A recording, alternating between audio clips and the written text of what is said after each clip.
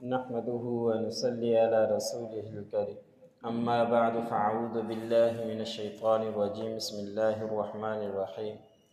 وجاءوا أباهم عشاء يبكون قالوا يا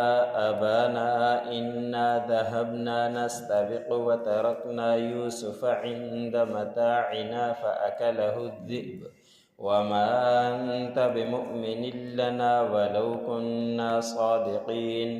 وجاءوا على قميصه بدم كذب قال بل سولت لكم أنفسكم أمرا فصبر جميل والله المستعان على ما تصفون وجاءت سيارة فأرسلوا واردهم فأدلى دلوه قال يا بشرى هذا غلام وأسروه بضاعة والله عليم بما يعملون وشروه بثمن بخس دراهم معدودة وكانوا فيه من الزاهدين۔ سورۃ یوسف کا درس چل رہا ہے۔ اسی سورت کی آیت نمبر 16 سے لے کر 20 تک تلاوت کی گئی۔ کل کی آیتوں میں گزرا کہ حضرت یوسف علیہ السلام کے بھائیوں نے جب اپنے والد سے لے لیا اور اس کو راضی کر لیا تو اس کے بعد وہ اپنے ساتھ لائے اور کنویں کے اندر جا کے پھینک دیا، جس کے اوپر سب کا اتفاق ہو گیا تھا کہ ہم اس کو کنویں کے اندر ڈال دیتے ہیں اور اس کے بعد یہ والد کی نظروں سے دور ہو جائے گا تو پھر والد کی محبت ہم سے ہو جائے گی۔ ہم تو ایک جماعت ہیں، ہماری طرف والد کی توجہ نہیں ہے۔ وہ بیابان جنگل کے اندر کنویں کے اندر ڈال کے چلے گئے۔ اللہ رب العزت نے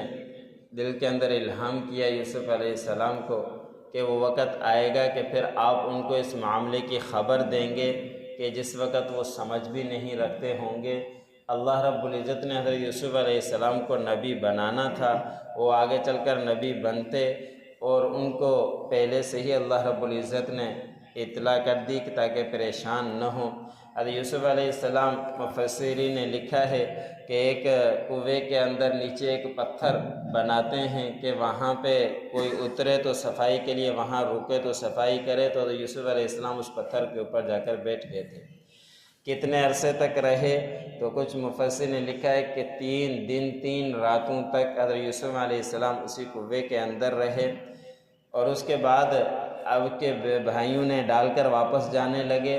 تو جب شام کو گھر کے اندر پہنچے تو والد کے سامنے روتے چلاتے ہوئے رات کو گھر کے اندر آئے۔ مفسر نے لکھا ہے کہ اس سے پتہ چلا کہ ہر رونے چلانے والا سچا نہیں ہوا کرتا، رو بھی خود رہے ہیں اور کام بھی خود کر کے آئے ہیں۔ یوسف علیہ السلام کو پھینکا بھی کنویں کے اندر خود اور رونا بھی خود ہی شروع کر دیا، اور رات کو جا کے گھر پہنچے اور روتے ہوئے آئے۔ حضرت یعقوب علیہ السلام مفسر نے لکھا ہے کہ انتظار میں تھے کہ آئے یوسف علیہ السلام، دیکھوں کافی دیر ہو گئی۔ وہ باہر آئے ان کے رونے کی آواز سن کر تو انہوں نے کہا اے ہمارے ابا جان، بے شک ہم گئے تھے دوڑ لگانے، اور دوڑ لگانے کی وجہ سے ہم نے یوسف علیہ السلام کو ہمارے سامان کے پاس چھوڑ دیا تھا۔ جب چھوڑ کر ہم دوڑ لگانے گئے واپس آئے تو اس کو بھیڑیے نے کھا لیا۔ اب یہاں پہ مفسرین نے کافی بحث لکھی ہے کہ دوڑ لگانا شرعی طور پر جائز ہے یا نہیں، تو اکثر کی ترجیح یہی ہے کہ جو ایسا کھیل ہو جس کے اندر جسم کی ورزش ہوتی ہو تو وہ جائز ہے۔ کوئی ایسا کھیل نہ اس کے جسم کا فائدہ ہو نہ آخرت کا کوئی فائدہ ہو، اس سے بچنا چاہیے۔ تیر اندازی سیکھنی چاہیے، اور تیر اندازی کے سیکھنے کی نبی کریم صلی اللہ علیہ وسلم نے بہت ساری حدیثیں بھی بیان فرمائی ہے، اور دوڑ لگانا نبی کریم صلی اللہ علیہ وسلم سے بھی ثابت ہے۔ حضور صلی اللہ علیہ وسلم کو ام عائشہ صدیقہ رضی اللہ تعالی عنہ نے فرمایا کہ یا رسول اللہ، میرا دل کرتا ہے کہ باہر تھوڑا چکر لگائیں۔ حضور صلی اللہ علیہ وسلم نے فرمایا کہ چلیں، اور دونوں باہر گئے، کوئی نہیں تھا تو حضور صلی اللہ علیہ وسلم نے فرمایا کہ دوڑ لگائیں۔ دونوں میاں بیوی نے دوڑ لگائی۔ حضور صلی اللہ علیہ وسلم نے دل جوئی کے لیے اماں فاطمہ کے ساتھ یہ کیا، اور اس وقت حضرت عائشہ صدیقہ رضی اللہ تعالی عنہ آگے چلی گئی، جیت گئی۔ حضور صلی اللہ علیہ وسلم نے فرمایا کہ اب تو آج جیت گئی، پھر کسی اور موقع پر نبی کریم صلی اللہ علیہ وسلم عائشہ کے ساتھ دوبارہ دوڑ لگائی تو حضور صلی اللہ علیہ وسلم پھر آگے نکل گئے تو حضور صلی اللہ علیہ وسلم نے فرمایا کہ تل کا بے دل کا، یہ اس کے بدلے میں ہے جو ایک دفعہ آپ جیت گئی تھی، اب میں جیت گیا۔ تو اس وقت یہ دوڑ لگانا اور گھر والوں کی دل جوئی کرنا تو ہمیں چاہیے کہ وہ کرنی چاہیے، یہ نبی کریم صلی اللہ علیہ وسلم سے بھی ثابت ہے۔ تو حضرت یوسف علیہ السلام کے بارے میں انہوں نے کہا کہ ہم گئے تھے دوڑ لگانے تو یوسف علیہ السلام کو سامان کے پاس چھوڑ دیا تھا تو اس کو بھیڑیا کھا گیا، اور انہوں نے خود ہی کہنے لگ گئے کہ آپ ہماری باتوں کے اوپر یقین نہیں کریں گے اگرچہ ہم سچے ہوں۔ حالانکہ سچے نہیں تھے لیکن اپنے آپ کو سچا بیان کرنے کے لیے عجیب عجیب باتیں بھی گھڑ رہے تھے۔ اور پھر وہ حضرت یوسف علیہ السلام کا کرتا بھی لائے تھے، اور کرتا بھی اللہ نے فرمایا کہ جھوٹے خون کے ساتھ رنگ کر لائے تھے، جھوٹا کرتا بھی لائے، اس کے اوپر بکری کا بچہ ذبح کر کے کاٹ کر اس کا خون بھی اس کے جسم پر لگا دیا، اور وہ کرتا بھی حضرت یعقوب علیہ السلام کے پاس لا کر رکھ دیا۔ حضرت یعقوب علیہ السلام نے کرتے کو دیکھا، جب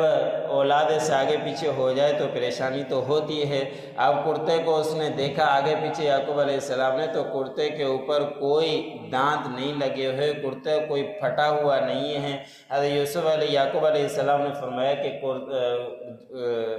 یہ بھیڑیا کتنا سمجھدار تھا کہ اس نے پہلے خمیس اتاری، خمیس اتارنے کے بعد یوسف علیہ السلام کو کھایا ہے، کہ اس کے اندر کوئی نشان بھی نہیں ہے، کٹا ہوا بھی نہیں ہے، کیسے ہو سکتا ہے کہ اس کو بھیڑیے نے کھا لیا ہو۔ پھر حضرت یعقوب علیہ السلام نے فرمایا کہ بلکہ تمہاری جانوں نے کوئی معاملہ کر دیا ہے، تمہارے نفسوں نے کوئی بات گھڑ لی ہے، بس اب میرے لیے اور کوئی بھی راستہ نہیں ہے، بس صبر ہی بہترین چیز ہے۔ حضرت یعقوب علیہ السلام نے فرمایا کہ اب میں صبر ہی کرتا ہوں۔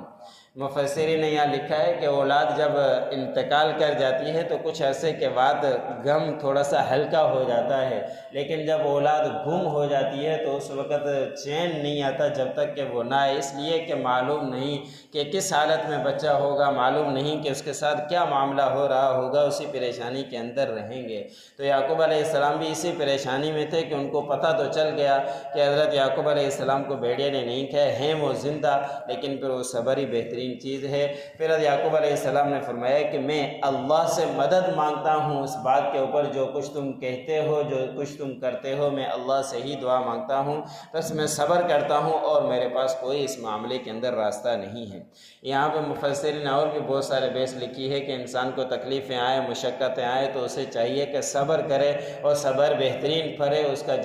بدلہ اللہ رب العزت ضرور دیا کرتے ہیں۔ اب یعقوب علیہ السلام، حضرت یوسف علیہ السلام تو کنویں کے اندر ہی تھے، تو ان کے بھائیوں نے آپس میں نگرانی کر رکھی تھی کہ دیکھیں کہ حضرت یوسف علیہ السلام کے ساتھ کیا معاملہ ہوتا ہے۔ جب 2-3 دن گزر گئے تو یہودا جو ان کا بڑا بھائی تھا، مفسر نے لکھا ہے کہ 3 دن 3 رات تک وہ کھانا اس کے پاس لاتا، کنویں کے اندر کھانا ڈال کے جاتا، 3 دن تک اسی طرح وہ اس کی خدمت کرتا رہا، اور بھائی بھی اس طرح آتے رہے، دیکھتے رہے کہ دیکھیں کہ کیا معاملہ ہوتا ہے۔ 3 دن 3 راتوں کے بعد ایک قافلہ وہاں سے گزرا جس کو مصر کی طرف جانا تھا، وہ قافلہ وہاں سے چل پڑا، تو ان قافلوں میں سے ایک شخص ایسا رکھتے ہیں جو ان کے لیے پانی کا انتظام کیا کرتا ہے، پانی وہاں پہ سہولت نہیں ہوتی، کہیں پڑاؤ ڈالے تو پانی کا انتظام کرے، تو وہ قافلہ ایک جگہ پر رکا، انہوں نے پانی لانے والے کو بھیجا، اور وہ کنویں کی تلاش کرتے کرتے یہاں پہنچا تو اپنا ڈھول اس نے اس کے اندر ڈالا، تو حضرت یوسف علیہ السلام اس ڈھول کو پکڑ کر باہر نکلے، تو نکلنے کے بعد انہوں نے اس شخص نے دیکھا تو بڑا خوش ہوا اور کہنے لگا کہ ہائے خوشخبری، یہ تو غلام ہے، یہ تو بچہ ہے، اور حضرت یوسف علیہ السلام تو بڑے ہی خوبصورت تھے، تو اسی وقت اس کو چھپا لیا انہوں نے اپنے سامان کے اندر، جو تجارت کرنے جا رہے تھے انہوں نے کہا کہ یہ بھی تجارت کا سامان ہے، اس کو اپنے پاس چھپا دیا اور ظاہر نہیں کیا، اور اللہ ہی جاننے والے ہیں جو کچھ وہ عمل کیا کرتے تھے۔ اب ان کے بھائی تو یہاں چکر لگا رہے تھے، انہوں نے بھائیوں نے دیکھ لیا کہ ان قافلے والوں نے ان کو نکال لیا ہے، تو مفسر نے لکھا ہے کہ فوراً وہ ان کے پاس آئے، ان کو کہا کہ یہ ہمارا بھگوڑا غلام ہے، بھاگا ہوا ہے، بس اس کو آپ لے جاؤ، لیکن اس کی کچھ قیمت دینی پڑے گی، بس ایک طرح سے ان کی جان چھڑانا چاہ رہے تھے یوسف علیہ السلام یہاں سے نکل جائے۔ تو انہوں نے گنے ہوئے چند کھوٹوں کے بدلے اس کو یوسف علیہ السلام کو بیچ دیا، اور اللہ رب العزت نے فرمایا کہ وہ تھے اس سے بے رغبت، کہ ان کو اس سے یوسف علیہ السلام سے کوئی رغبت نہیں تھی کہ کسی طرح بس یہ آگے پیچھے ہو جائے، ہماری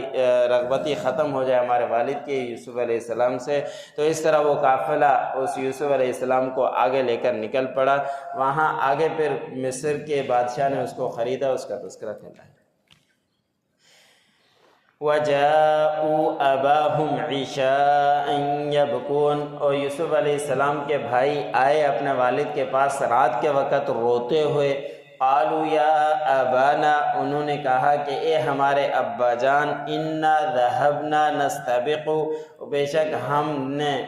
دوڑ لگانا شروع کی، وترکنا، اور ہم نے چھوڑا یوسف علیہ السلام کو، عند متاعنا، ہمارے سامان کے پاس، فاکلہ الذئب، اور اس کو بھیڑیا کھا گیا۔ وما انت بمؤمن لنا ولو كنا صادقین، اور آپ ہمارے اوپر یقین نہیں رکھنے والے اگرچہ ہم سچے ہوں۔